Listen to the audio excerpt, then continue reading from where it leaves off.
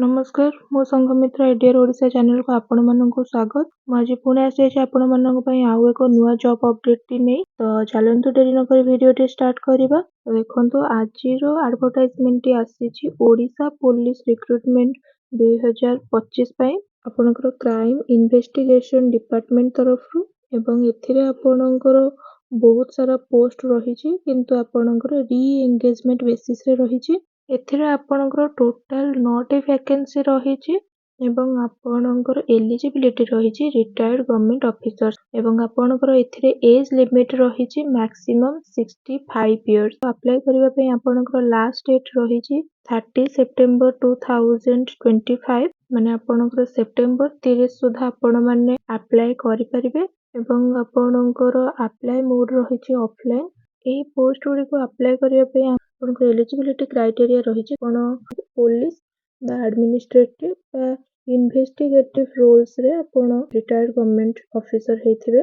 Second अछि आपनकर age limit आपनकर मिनिमम एज तो देई नाही आपनकर मैक्सिमम एज 65 इयर्स रही। एथिरे आपनकर एक्सपीरियंस मागिछि आपनकर आगुरु क्राइम इन्वेस्टिगेशन बा गवर्नमेंट एडमिनिस्ट्रेटिव रोल्स ऊपर आपनकर एक्सपीरियंस थिबा दरकार।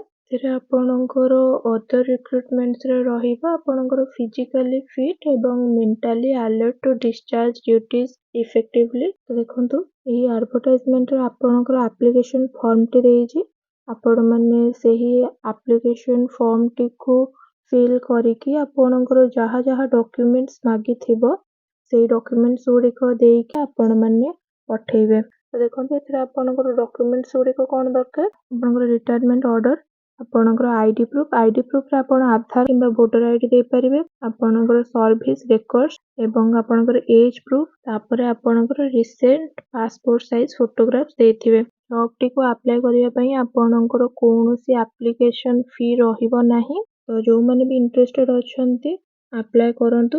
तो आज पई इतिके रहुची। जय जगन्नाथ।